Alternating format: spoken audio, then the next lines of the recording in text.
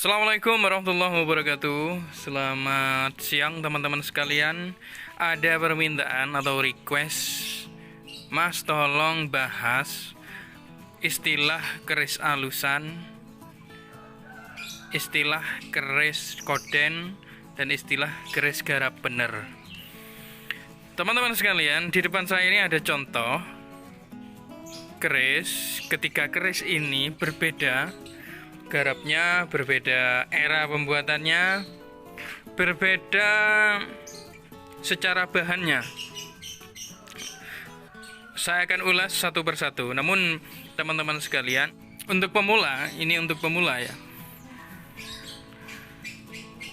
Untuk pemula terkadang memang sangat sulit membedakan, sangat rumit untuk membedakan mana keris yang original buatan zaman era kerajaan, mana garap alus, dan mana keris koden.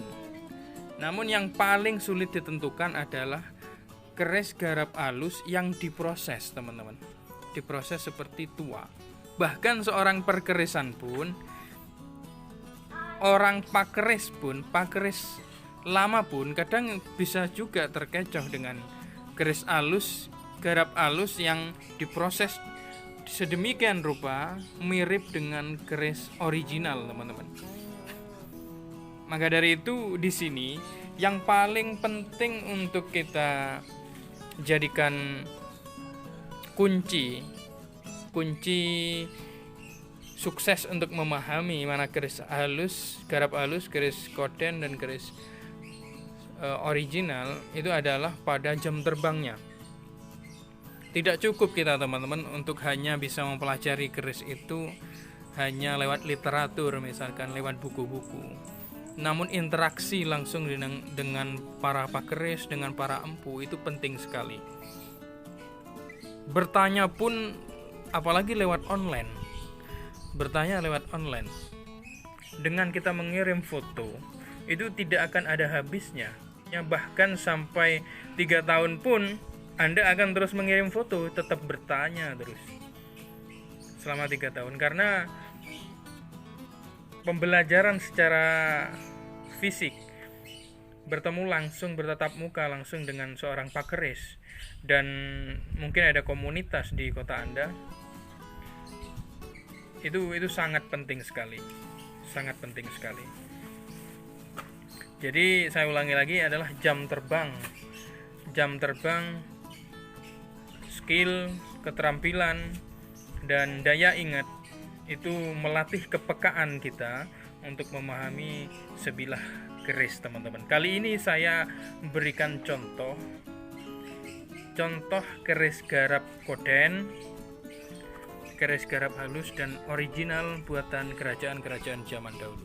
Yang pertama saya akan menjelaskan tentang keris garap koden. Ini biasa disebut istilah koden, itu istilah keris yang tingkat pembuatannya, kualitasnya itu paling rendah.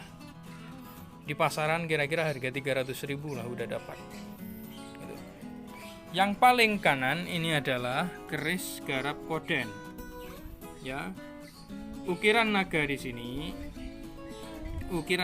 sini sangat terlihat bahwa proses pembuatannya pun ini pakai grendo dan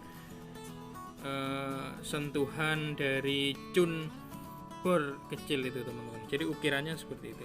Akhirnya tingkat kehalusannya pun tidak ada gitu. Jadi semuanya kasar banget dan kelihatan tidak luas, teman-teman. Dari bahan pun kebanyakan dari kandungan nikelnya. Dan ini juga bisa jadi dari bahan plat, seperti plat-plat tong itu dilebur ulang, dan besi-besi campuran, besi-besi biasa yang dilebur kembali jadinya seperti ini. Ini tekstur secara jelasnya, teman-teman. Coba Anda lihat bagaimana tekstur besinya. Secara tampilan pun sangat kasar, terlihat kasar. Dan ini yang dinamakan keris souvenir ya. Sebetulnya kalau ini mau dikoleksi pun ya tidak layak banget lah. Tidak layak banget. Cuman kalau untuk souvenir tuh hadiah atau bagaimana ya cocok lah kayak gitu. Ini adalah keris Koden, teman-teman. Yang kedua adalah keris garap halus. Keris ini saya beli dengan harga 1.500.000, teman-teman. Dengan seorang empu Madura yang sangat bagus garapannya. Yang garapannya sangat mumpuni. Ini garap Madura, sangat bagus sekali. Jadi keris garap halus, diartikan keris garap halus itu adalah keris yang garapnya bagus dan dari bahan leburan ulang dari bahan-bahan lama.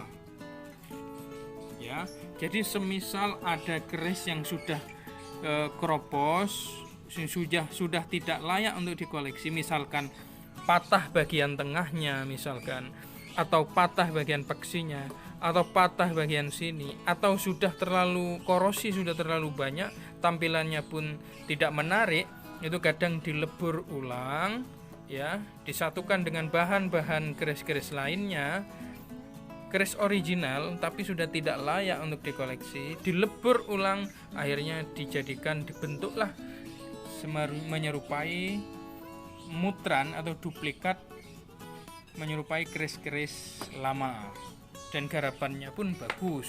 Ini saya beli 1,5 juta, teman-teman. Ini belinya 1,5 juta. Ini sudah lama saya beli, memang saya koleksi sendiri gitu. Bukan berarti keris halusan itu murah ya, bukan. Jadi mahal juga kalau garapnya bagus. Jadi saya ulangi lagi, keris garap halus adalah keris yang garapan baru ya, namun bahannya dari bahan bagus dan garapannya bagus. Secara keluasan itu juga bagus. Itu keris garap halus, teman-teman. Keris garap halus seperti ini, teman-teman, itu menjadi primadona atau bahan yang paling disukai oleh para pemproses, sehingga jika diproses keris seperti ini, keris garap halus ini akan sangat menyerupai seperti keris-keris zaman-zaman dulu atau keris-keris sepuh, teman-teman. Inilah tantangan yang sebenarnya untuk penghobi baru atau orang awam yang baru mengetahui tentang keris. Bagaimana cara menentukan atau cara melihat antara keris baru dan keris lama, dan keris baru yang diproses menjadi keris lawas, teman-teman. Kecuali orang-orang yang jam terbangnya di dalam perkerisan sudah tinggi, jadi kepekaannya itu sudah sangat peka gitu. Jadi melihat keris yang tampak sepuh tapi garap halus, barangnya barang prosesan, itu tahu gitu. Namun kalau orang awam baru tahu tentang keris, saya pastikan dia akan terkecoh. 90% dia akan terkecoh.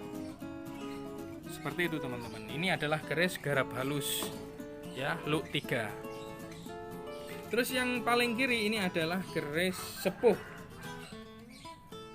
Keris sepuh ya, keris garap sepuh. Ini keris Madura. Dilihat dari tekstur besi serta perawaannya, serta pada tekstur besinya, serta pada rancang bangunnya, maka bisa dipastikan ini adalah keris lawas. Mas, cara membedakannya bagaimana? Saya kembalikan lagi, itu ada pada insting, teman-teman, adalah kepekaan. Anda tidak akan bisa membedakan karena bahannya pun bahan lama gitu. Sulit untuk menjelaskan seperti ini sebetulnya, kecuali kalau keris-keris yang ada jalan seperti ini, itu sudah saya jelaskan di video sebelumnya. Mengetahui keris dari jalan tampak seperti ini yang nyebrang ke picetan, itu sangat tampak. Kalau keris yang berdapur lurus itu cukup sulit dideteksi. kecuali dengan kepekaan dengan jam terbang, maka secara sendirinya naluri ini akan bisa menilai teman-teman bahwa keris itu ada keris sepuh. Ini adalah keris sepuh ya.